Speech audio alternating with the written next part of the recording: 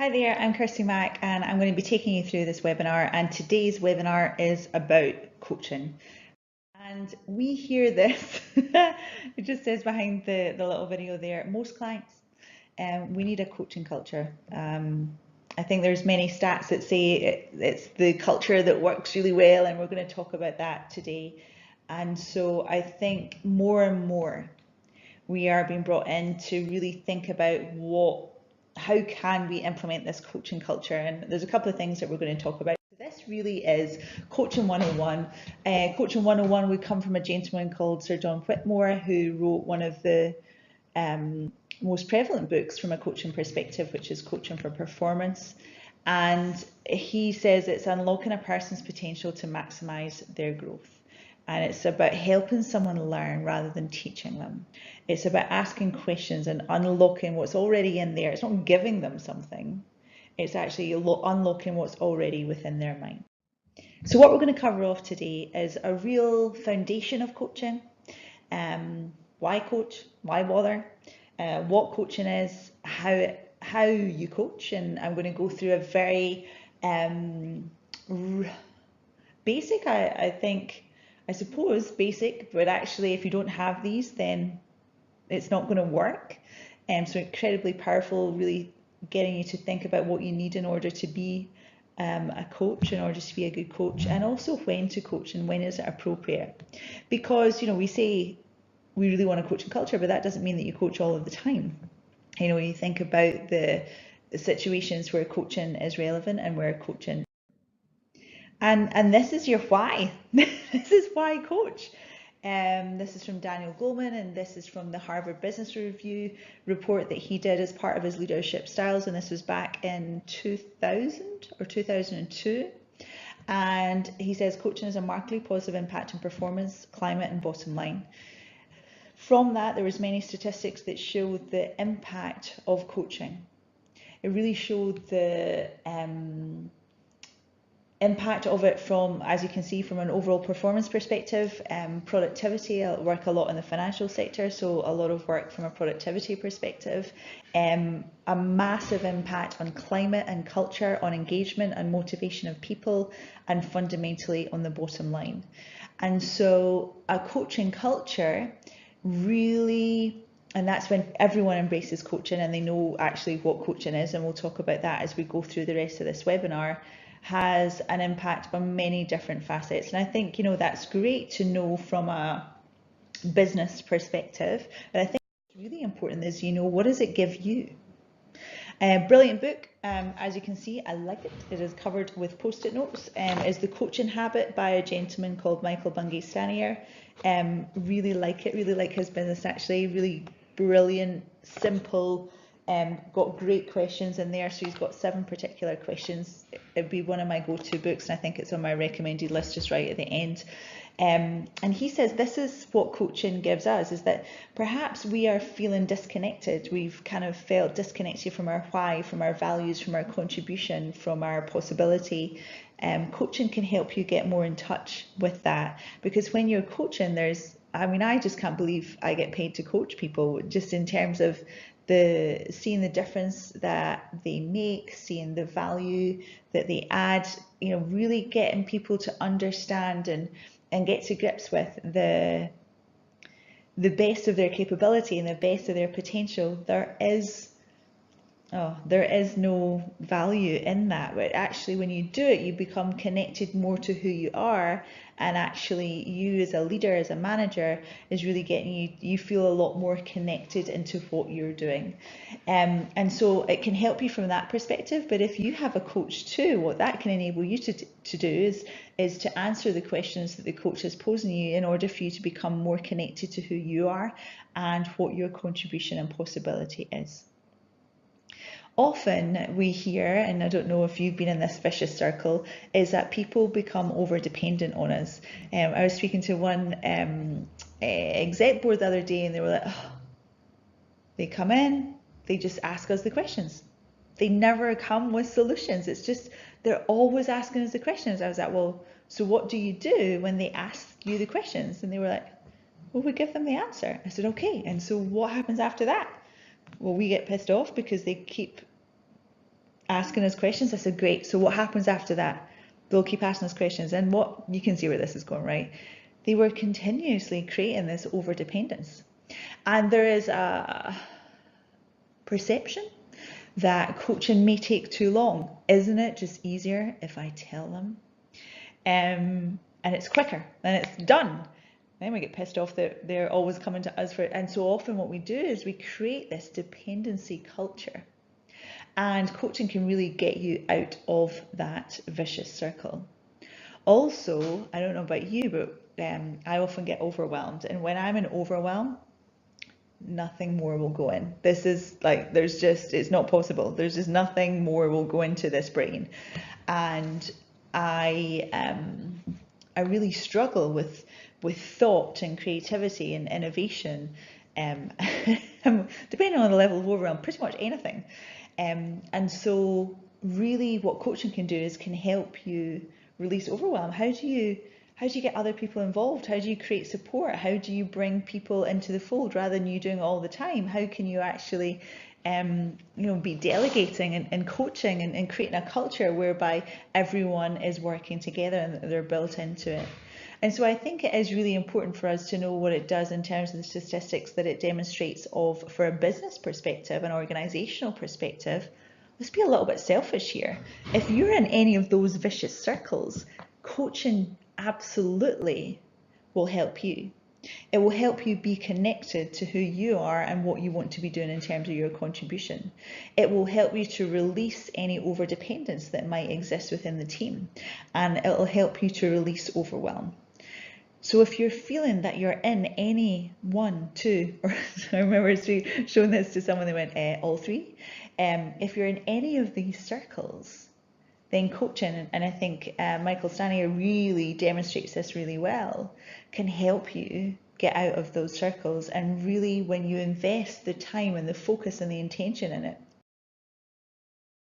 I said that I work in a lot of financial organizations, or it may be that, I suppose if I think about all the organizations that we work with, service orientated, product orientated as well, and no matter what, I think this is prevalent to them. So we talk about the service profit chain, and fundamentally in its very simplistic form, the service profit chain says an increase in engagement and motivation from people that work in the organization creates happy customers, and an increase in customer engagement creates an increase in shareholder performance. So fundamentally, happy team creates happy customers, creates an increase in business performance. Coaching allows you to create that happy team. Coaching allows you to understand how to motivate individuals and how to engage, and unlocks that potential, as we said from the quote right at the start, unlocks that potential within each and every individual that's within your team. That's going to have a knock-on effect on the customer experience, the customer interaction, and the customer expenditure, and fundamentally that will have an impact on business performance and shareholder value. Because we've all walked into a shop or a cafe or a hotel or any sort of establishment where it's quite clear that people have lost the will to live.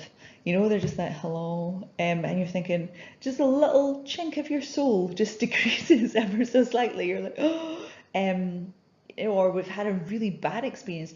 How often have you been to a place and you feel like you're putting them out by buying that coffee? I'm just like, well, I came into a coffee shop to buy the coffee, but it just feels like how rude that you would do that, and you feel bad that you're going through this process. It happens, and I think the thing is that when we have a great experience as a customer, then fundamentally we want to go back, and fundamentally we spend more money there. So really thinking about what are you doing to create that motivated team culture, and coaching absolutely helps with that. Really shifting the dial in terms of motivation and engagement comes from adopting a coaching culture. So the whys of coaching are that it increases business performance, it increases engagement, it increases motivation, it has a massive impact on climate, on culture. It has, by the very nature of that, has an impact, will reduce absenteeism, reduce stress, reduce conflict, reduce people leaving, you know, turnover of team. And by the very nature of that, it's going to release over dependence on yourself. It's going to be a happier place for you to work, and also reduce that overwhelm too. I don't know about you, but I'm in. If all of those things are happening, then it really does have a massive impact on you personally.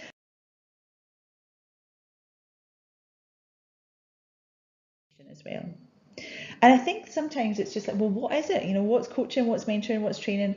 I was talking to someone the other day who shall remain nameless, and they were saying, so I did some, so I coached them. It was through a conversation. I can't remember what it was about. So I coached them, and I told them exactly what needed to happen. And I was like, oh, okay. So talk me through the coaching process. And they were like, well, I did ask them one question and they kind of got in the same ballpark as where I wanted them to be. And so I just told them exactly where I wanted them to be. I was like, brilliant. Okay, that's great. Or often what coaching can become is push feedback. You know, like, have you been in that when your manager has been on a course and they've done a coaching course and then they come back and they're like, okay, they're doing this whole coaching thing, but it becomes push feedback rather than actual coaching. It's because coaching is all about asking questions. It's about unlocking the potential in others. It's about listening to where that person is. It's about using a framework in order to navigate them through a conversation. And so coaching, when someone says, and I told them, it might be that they're giving that person advice, so they could be a mentor. I think what you have as a mentor, what you're doing is you're using your experience to help and assist someone to navigate through a team, a project, a relationship, an organization, a company. I think it is important as a mentor that you have been in that person's shoes, that you've had that experience, whether it be from an industry perspective or that actual specific role perspective. Training is where you are sort of downloading information. Training is about imparting knowledge to one person or a group of people or whatever it might be. It's about, it is about creating conversation and creating change. The very basic rudiments of training is giving information to people. And so do you have to be an expert in that? I think it gives credibility that if you are, let's say, talking about finance, that you've got some thought process about finance, that you have some knowledge, you've worked in that sector, that you've got some credibility. When you're talking about things like communication and coaching, if you're doing some training on that, then I think being a good communicator would help, so having that level of credibility. So the thing about a coach is you don't have to have that experience. You don't have to have been in that person's shoes. It's actually better, I personally think, that if a coach is not part of your story, they're actually a far better coach, because they tend to ask the questions that you might think are a little bit stupid, but actually might cause you to think. And that's what we would want a coach to do. A coach is someone that will ask questions and create an environment that allows the person to think, that gets them to think about their thinking and to challenge perhaps their status quo, to get them to think about how they move forward, to see where they are just now and to move them to a space that they want to get to. And by the very nature of that, you don't have to have the role experience. You don't have to have walked in their shoes experience, because you can be distant from their story and ask really good questions that could move that person on, that could cause that person to stop and reflect and think. And that's really the difference between the coaching and the mentoring and the training. And I'll go back to the initial story that I started with here. If I hear someone say, I told them this, that's not coaching. Could be a bit of training, could be a bit of mentoring, could be a bit of giving advice, but it's not necessarily coaching. Now, there are certain schools of thought, and feel free to reject what I'm about to say. because it's purely my opinion, that you would never give advice in coaching. If someone asked me for advice, and I was really clear that they wanted advice, and I would frame it as feel free to reject, then I would still give them the advice. I think that would be important. There are certain schools of thought that would say absolutely, if you're a coach, you would never give advice. But if I've been asked for it, then absolutely I will. So it's really seeing where the person is now, seeing where they want to get to, creating a space where they have a really powerful conversation, that they cause themselves to think, that they cause themselves to reflect. And you do that through the power of questioning and listening in a way that people need a good listening to rather than a good talking to.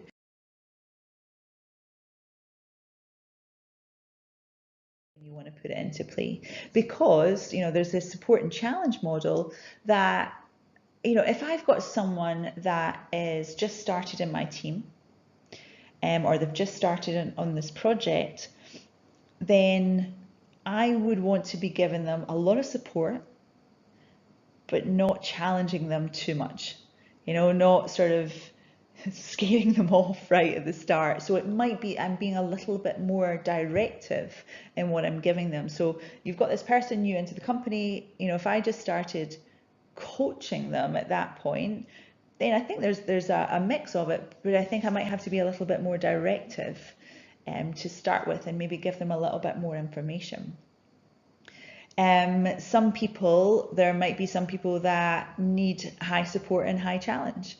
And it could be that you're coaching someone in that instance, that they might be wanting to move into another space. They want to look for promotion. They're looking in terms of their career about what the next step is. And so you're working with them to support them, to challenge them, to take them to the next level. And so it might be at that point that you're helping them and that you're coaching them. And so really thinking about who's the person, where are they at, what is the right style, what is the right leadership style that's going to bring out the best in their capability and the best in their potential, and then thinking about the style that you deploy. So I think when you've got people that want to move to the next level, they've learned a new skill. So let's say you've had someone who's been in a course and then they come back, coaching is so important, because if you think about the Ebbinghaus forgetting curve, we have to see things 5 times or do it 5 times in order for it to really get in, and we lose the majority of what we learn in a training course after a month. But if you put coaching in the back of it, it has a massive impact. So really thinking about, if someone's been in a course, doing coaching in the back of that is incredibly important. I also want you to think about, we'll talk about this right at the end, but often people think is like, okay, now I'm going to coach you. This is our coaching session. This is our time for one-to-one. And it becomes quite formulaic, and it becomes, this is the only time we have for coaching. This is our 1 hour. If you want a coaching style, if you want a coaching culture, it's how you do things. It's not, okay, I'm going to coach you now. It's asking a question of someone rather than giving them the answer straight off. It's part of the conversation. So it might start as a really directive conversation, and then it moves into like some questioning, and that's having that style. So I think some people do coaching and you feel coached, and some people are being a coach. It's part of their style and what they do, and it's very natural and it feels different. Often you come out of that conversation going, I'm not terribly sure what just happened. I liked it, but I'm not really sure. I didn't know that was going to happen. I didn't know we were going to get there. And actually that's really caused me to think, and I really, really like that. And so really thinking about, who are you doing coaching, or are you actually being a coach? And we're going to talk about how you do coach. I really think that there's some rudiments, there's some principles that we want to be following when we're thinking about coaching. We have certain frameworks, and I'm going to talk you through a couple of frameworks, and there's a gazillion that are out there. I'm going to talk you through 3 or 4, but actually there's one that I would tend to use. And a framework is a way to create clarity, to create consistency, to create kind of structure for you having the conversation. I think what's important personally that you hold it lightly. It's not, okay, we're now moving on to this stage, which I've seen done, and this stage, and it feels clunky. What you want to do is to be elegant with it and to make sure that you are navigating someone through it. Really helps because it's got a beginning, a middle, and an end. And so that framework, and choose the one that feels right to you. I'm going to focus on one in particular as we go through all of them, but I want you to use the one that feels right to you and you think that you'll get the most longevity and sustainability from.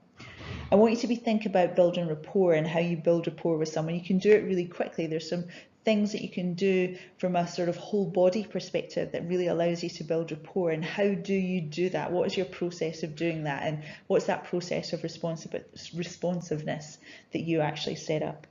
Listening is so incredibly powerful. I think I've said it in many of the webinars.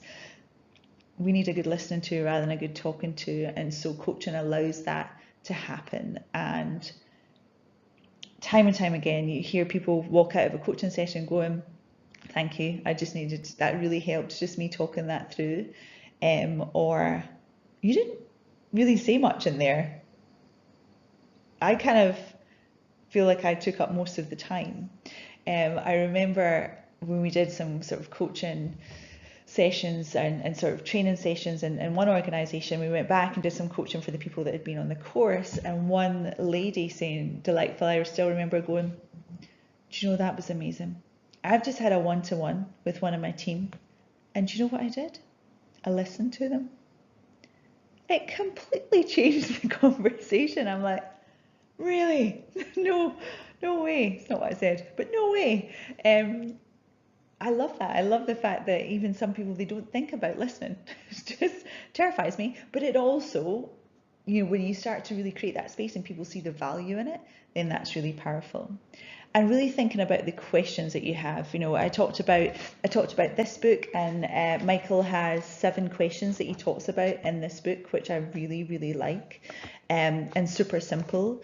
There are multiple questions that you'll be able to get, but really, I would find some that you want to have as part of your toolkit. That I've got some questions that are my go-to questions. I heard myself say one the other day in a session, and so really thinking about, and I'll share them with you as we go through. Questions are the answer. So what question, we talk about open and closed questions, what questions really going to allow you to unlock that person's thought process and create some reflection time and to create some thinking about their thinking? And those are the questions that you want to listen to. And those are the questions you want to use. So we're going to talk about frameworks, we're going to talk about rapport, we're going to talk about listening, we're going to talk about questions, and this is your toolkit of coaching. It's sort of coaching 101, real sort of basics here, but when you get these basics, then it's going to have a massive impact. So I'm going to talk you through different models here. I think I've got 4 that I'm going to talk you through. You'll see that some of them are fairly similar. The intent is the same, the premise is the same. And so you choose which one you like. Framework is, just as I said earlier, a tool to help you create consistency and clarity and brevity, and to help you structure a conversation, to help someone navigate through from a start to an end. But avoid holding on to it too rigidly, and hold it lightly and allow yourself to have freedom in the conversation and to use your intuition as you go through. Probably the most prevalent, I think that's fair to say, model that's been used is by the gentleman that we spoke about right at the start, Sir John Whitmore, and this is the GROW model, sometimes known as the T-GROW model, the T being topic. So as you can see here, G stands for goal, R for reality, O for options, and W for either way forward or will. Depending on who you work with, they might use different things. So fundamentally, what we do is we start with a goal. Where does the person want to get to? What specifically is it that they want to achieve from that conversation? Then we move into reality. Where are you now in relation to that goal? What options do you have in order for you to move forward? What can we think about in order for you to get to that goal? And what is the action plan that you're going to do, and how committed are you in order to get to that? And what's the will that you have in relation to that? So you can see just a real navigation, very, very simplistically, of what the grow model is where do you want to get to? Where are you now? What options can get you to that? And actually, how committed are you to moving forward towards that? So really super, super quick, that is the grow model. Then we have Oscar, and Oscar is really very much from a solution-focused coaching perspective. And you can see like real similarities here. We start with the outcome. So what does the coachee want to get from a perhaps short-term perspective, from a long-term perspective? Scaling, where are you now? We use scaling a lot in Grow as well, but what I would say, scaling, they specifically have it here. So where are you now? On a scale of 0 to 10, 10 being the outcome that we've just spoken about, 0 being nowhere near, where would you say you are? Scaling is a wonderful tool to help you from a coaching perspective. It allows you to kind of benchmark where someone is and what's happening. K, I was going to say, see there, K is the knowledge, the know-how, and what skills, what knowledge do you currently have that will actually help? So where are you now, and what's going to help you with what you have just now to move you towards your outcome? Affirm and action is really one, the affirmation is providing positive reinforcement of where the person is just now, looking for those bright spots. Really thinking about affirming the positive elements of what you've heard, and then what are the small actions that you need to be taken and you've chosen to take in to move you towards your outcome. The review is at the end, and actually that's probably at the next session. We're reviewing what you've currently gone through. So we start with the outcome, we think about where you are, we give some scaling in relation to that, we think about the knowledge and the competencies and the skills, where you might have done something like this before, we affirm it, we really have positive affirmation, and then it's the actions that are required, and then we come back and we review. And that's from a solution-focused coaching perspective. Then we have clear, and clear starts with contracting. So let's establish the outcomes. Let's set some boundaries. Let's set some ground rules. Let's see the scope of where we're going to take this coaching conversation. Then as a coach, I'm actively listening. I'm listening for what the person wants. I'm listening with empathy. I'm helping them gain an understanding. Then we have exploring, so that's understanding the personal impact. It's really challenging their thinking about different possibilities, like your options, and your, let me think, that would be the know-how that I think exists in Oscar. Action, choosing a way forward, thinking about the steps in which you can get to where you want to get to. And then review is really closing that up and then reinforcing what you've heard as we've gone through. So again, you can see a familiar cadence as you go through the structure of the conversation. Then we have fuel. I think fuel is probably, I would say that's probably more similar to grow and just how it's set out. So frame the conversation, understand the current state, explore the desired state, and lay out a success plan. So where is it you want to get to? What's the outcome? Where are we going? Where are you now? Understanding that current state and getting that sense of reality. Exploring the desired state. Where do you want to get to? What could help you to get there? And laying out a success plan. So I think I did all of them in about 4 minutes. So that was definitely, I said I was going to do a whistle stop tour. So that was a whistle stop tour in abundance. So I would say the one that I probably use the most of, is actually the grow model. But actually, when I talk through all 4 of those, I use all of them. I start with where the person wants to get to. I make sure it's really specific. So for example, if someone says to me, I want to make more money. Okay, I can hand them a penny and my work here is done. So I really want them to be specific. How much money? When do they want to have it? What's, so we bring in SMART at this point, let's throw in another acronym. This acronym city in this webinar. But, is it specific? Is it measurable? Is it achievable? Is it realistic? Is there time attached to it? So I really want to know. I'm kind of, think of it like a ball of string and I'm unraveling it. I want to have clear outcomes for the client. I want to know where they want to get to. I want to know what it looks like to them, what it feels like to them, what I want the story. I want the real clear picture. I then want to know where they are now. So in this instance, I'm exploring the desired state. I'm looking at reality. If I look at it from a growth perspective, I really want to know, so this is where they want to get to. Where are they now? So if that's 10, where are you on that journey? Okay, I'm at a 6, fantastic. What got you to a 6? Because what we often do, and that's why I talked about bright spots just earlier, is that we say, okay, so you're 6 out of 10. Okay, what do you need to do to get to a 10? We forget what we've done already. And so it's really important to affirm what people have done already. So if you're a 6 out of 10, brilliant. What got you to a 6 out of 10? How is a 6 out of 10 different to a 5 out of 10? What are you doing differently in order to have you at a 6 out of 10? Then when we're moving into options, it's like what would move you to a 7 out of 10, but you're just exploring in the sort of second instance. If we think about it, we've got where they want to get to, and now where are they now? So that second instance is like just getting as much information as possible. Have you ever done anything like this before? Do you know someone that has ever done this before? What have you learned from them? What sort of counsel would they give you?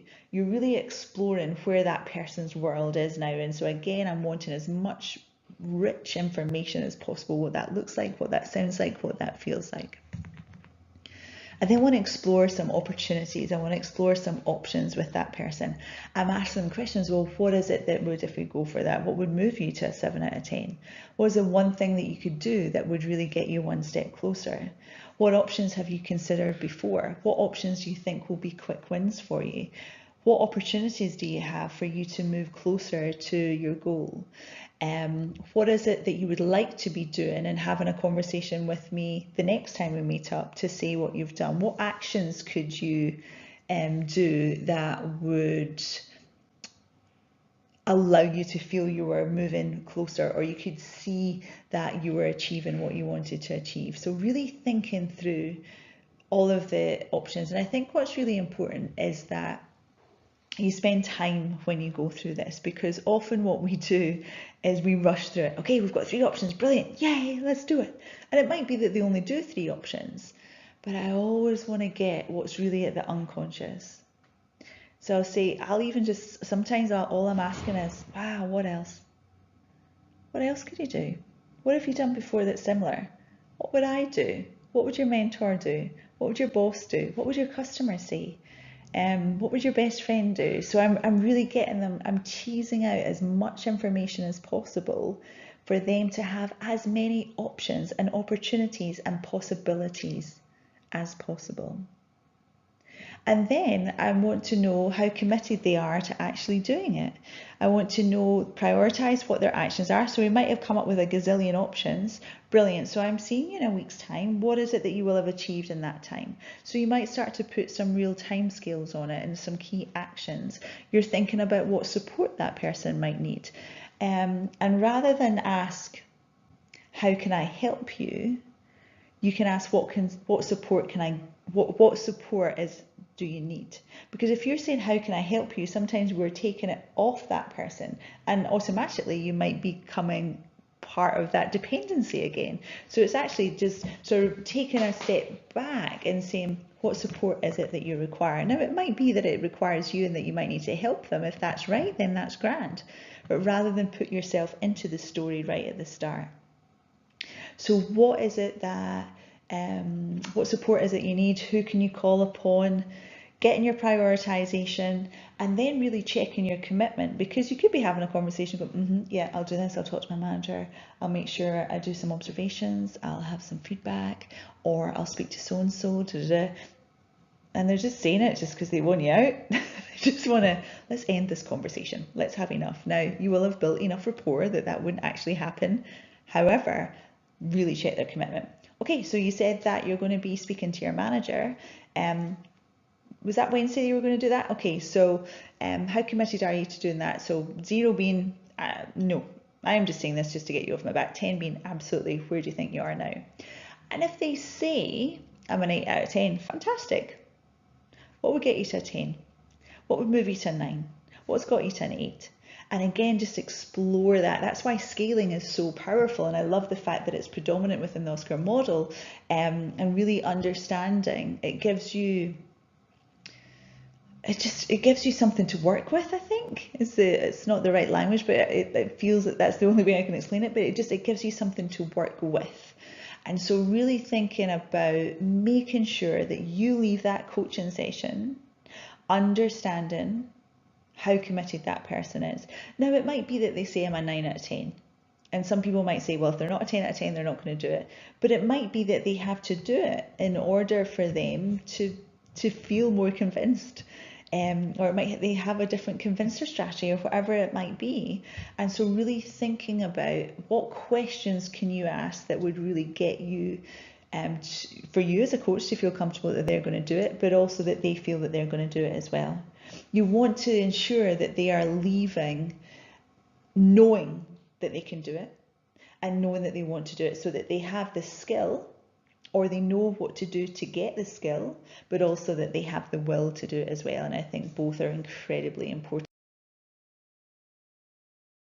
Frameworks, and it is really important to have this framework, but I put this in here because yes, this is prevalent to grow, but I think you could put in all of the different models that I've shown you and it would be exactly the same.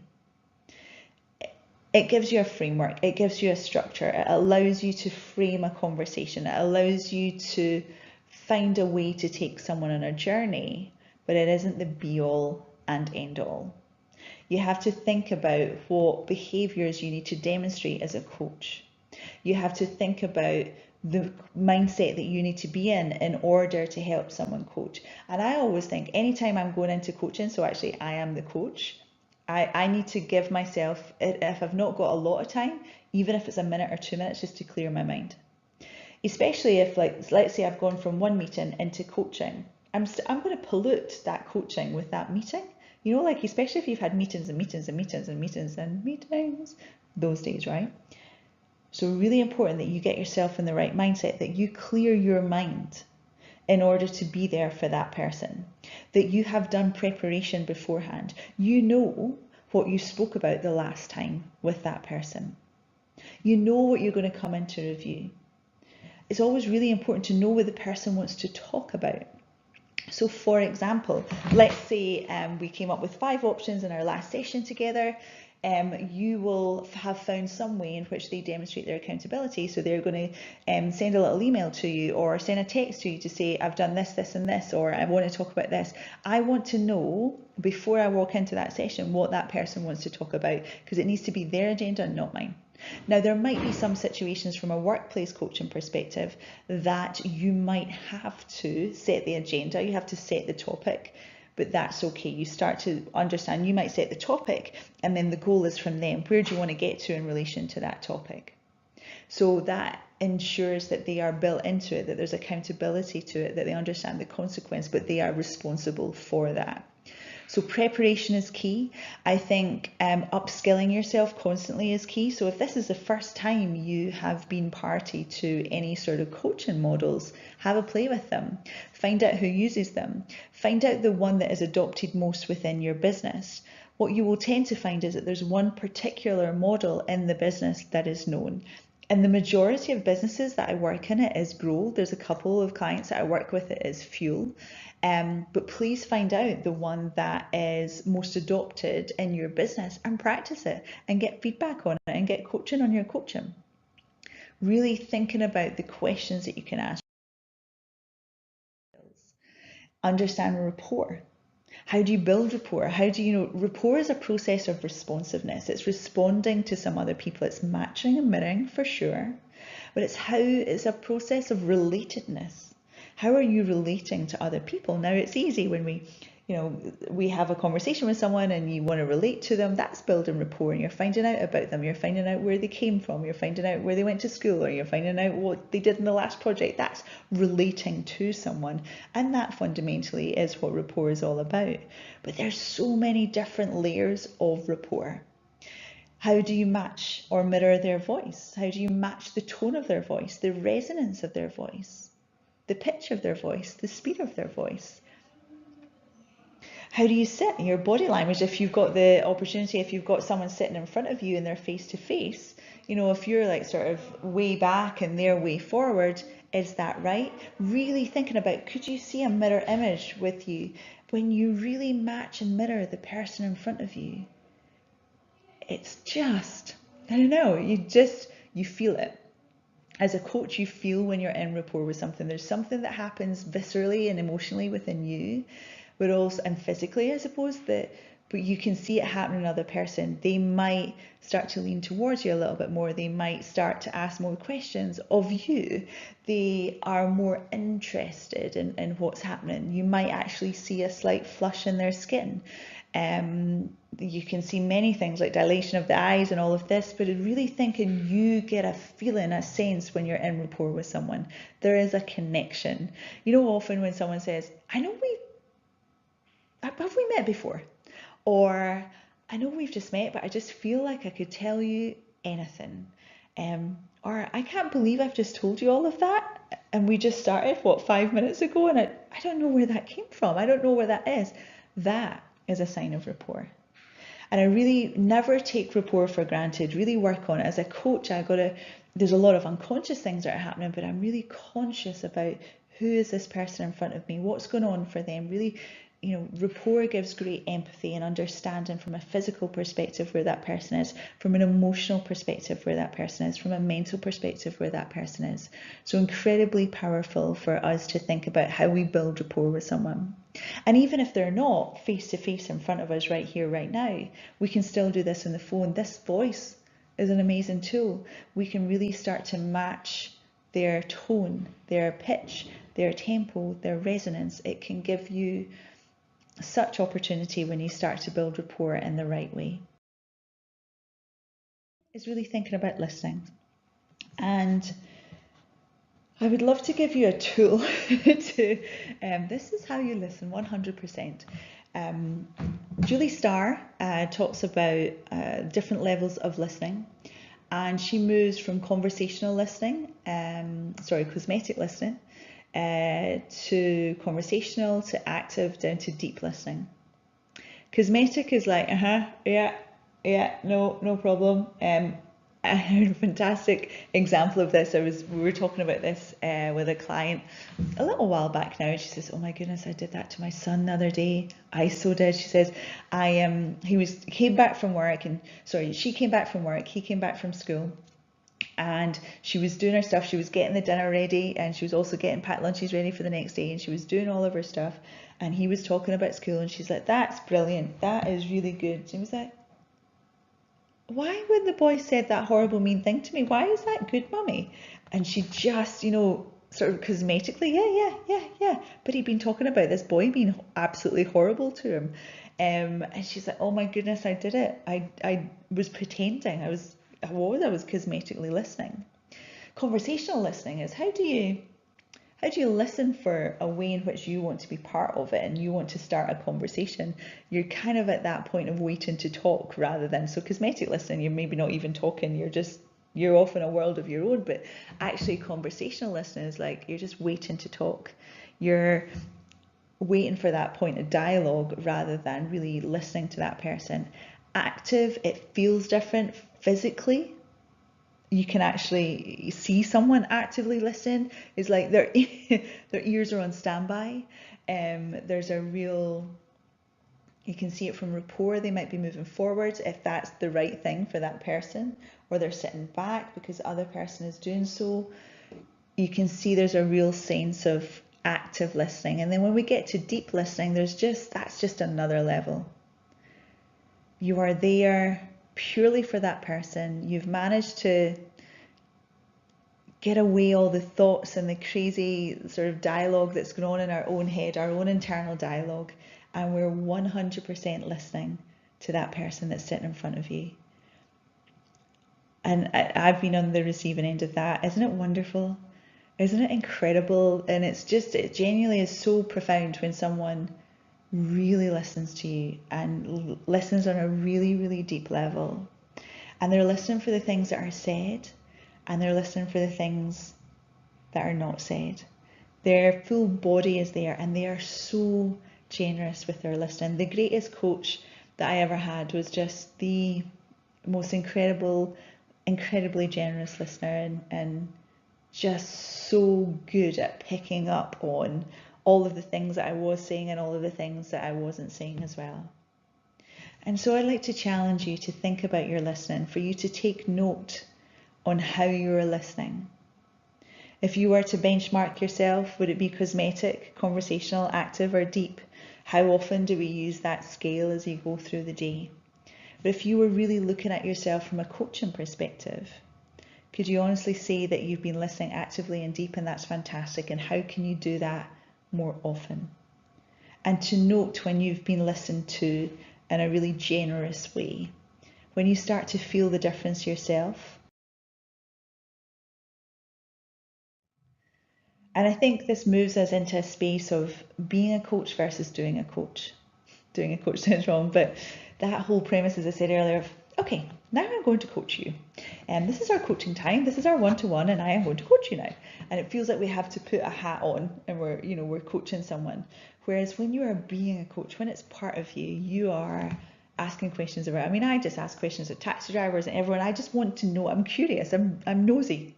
I'm nosy, and I'm really curious about what makes people tick and understanding them. And I really want to know how we can get the best out of everyone as much as we can and really make that difference.